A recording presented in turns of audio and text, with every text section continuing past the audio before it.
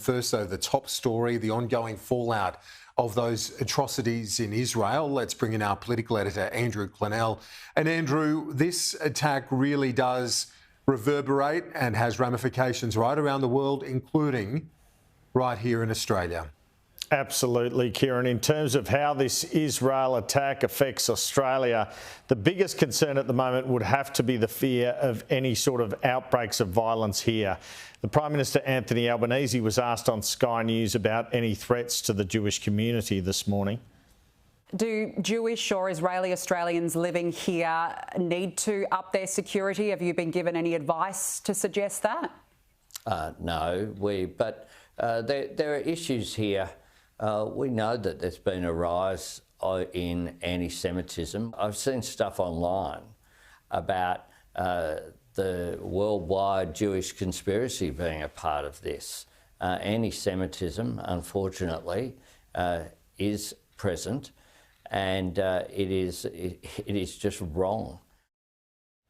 Well, government sources have told me that up until this morning there'd been no meeting of the National Security Committee of Cabinet yet in relation to these attacks on Israel. Whether there is a hookup this afternoon remains to be seen, as I was also told by a senior source when I asked that the calling of such meetings were not discussed.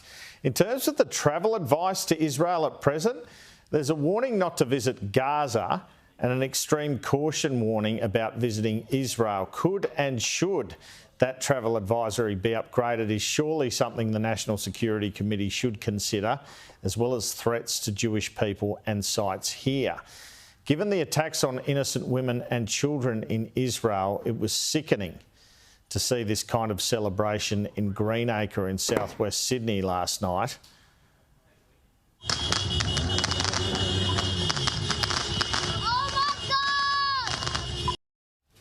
And sickening also to hear these words from a Sydney preacher in Lakemba to hundreds last night. I'm smiling and I'm happy. I'm elated.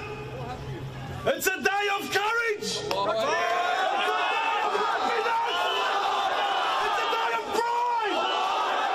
It's a day of victory. This is the day we've been waiting for. The Foreign Minister Penny Wong was asked about these comments when she appeared before the cameras early this morning, and also asked about several general issues concerning the conflict. And do you condemn the actions of the Palestinian supporters in Western Sydney overnight? They were protesting outside the police station. There were also comments that were made about these tragic events, and what I'd say to all Australians, the targeting of civilians and the taking of hostages is never a cause for celebration. You've been criticised for tweeting Australia urges Japan to exercise restraint. Why did you say that, and do you stand by it? I think it is always the right thing for Australia to urge restraint and the protection of civilian lives. People were suggesting that we ought not be in any conflict calling for the protection of civilian lives. Of course we should. In terms of those Palestinian supporters, what's your message to them about continuing this protesting that are going on the streets of Australia? I would say whatever people's views about the history of this conflict, we can never condone the targeting of civilians and the taking of hostages.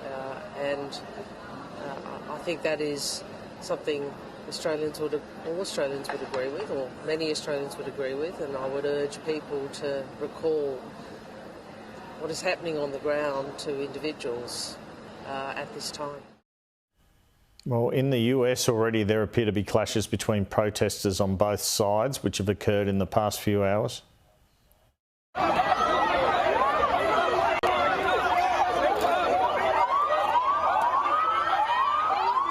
Shame on you! Shame on you!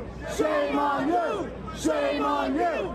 Shame on you! Shame on you!